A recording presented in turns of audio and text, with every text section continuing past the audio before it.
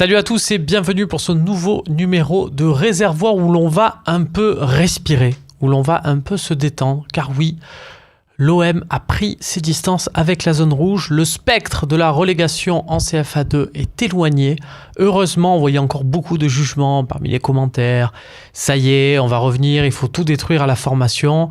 Les jeunes Olympiens ont dû sûrement les lire. Ils se sont repris 5 points sur les 3 derniers matchs, comme vous pouvez le voir, sur le tableau récapitulatif, ce qui fait du bien après 3 défaites consécutives, des nuls à l'extérieur, victoire à domicile, rien à dire. Et cela aurait pu être encore un peu plus satisfaisant puisque les Olympiens tenaient victoire à Marignane et ils se sont fait égaliser dans les dernières minutes. Ce qui permet quand même à cette équipe de glaner désormais la 10e place au classement. On le voit avec 5 points d'avance sur Martigues, le premier relégable. De quoi envisager la fin de saison un peu plus sereinement, donc alors que les obstacles seront quand même sur le trajet de David Le Frappeur, l'entraîneur de cette équipe, puisque par exemple il y aura un tour de Gambardella avec ce déplacement à Nantes pour le prochain tour et les meilleurs jeunes olympiens réquisitionnés pour l'occasion. Il faudra donc bricoler ce qu'arrive plutôt bien à faire en ce moment l'ancien entraîneur de Valenciennes, alors que ce n'était pas le cas, je vous le rappelle, il y a encore quelques mois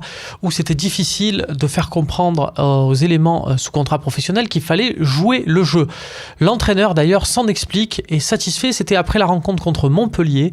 Il revient sur cette intégration réussie des joueurs professionnels. Aujourd'hui c'était bien. Ouais, dans l'esprit, c'était long à se mettre en route, mais voilà, c'est ce qu'on leur demande pas d'être les meilleurs, on leur demande juste de produire des efforts et être dans l'esprit du jeu. Et ce soir, ils ont été plutôt cohérents et bien dans l'esprit. Dans certains secteurs de jeu, le retour des pros, ça rend bien service. C'est notamment le cas en défense centrale. L'avant-dernier match, la réception de Montpellier, Thomas Subokan a fait 90 minutes. À Marignane, c'était Karim Rekik qui a disputé l'intégralité de la rencontre.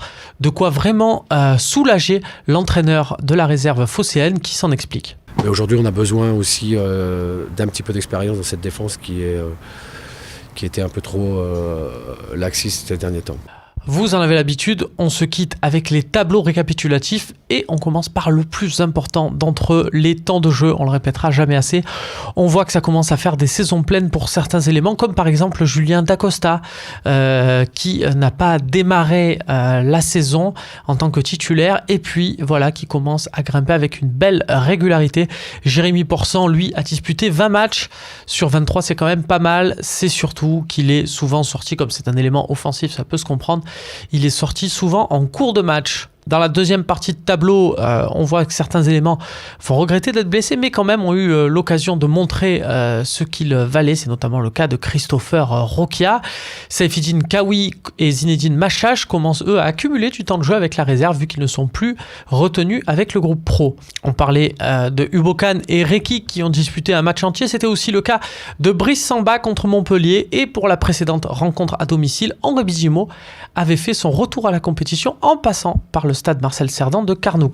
Pour finir, les jeunes qui ont eu quelques minutes de temps de jeu mais qu'on verra sûrement à l'image de Mathieu Buech la saison prochaine. Le classement des buteurs avec un Saifiddine Kawi qui fait son entrée dans le top 5. Un Saifiddine Kawi qui a marqué sur les 2 derniers matchs et donc qui pourrait finir la saison en boulet de canon.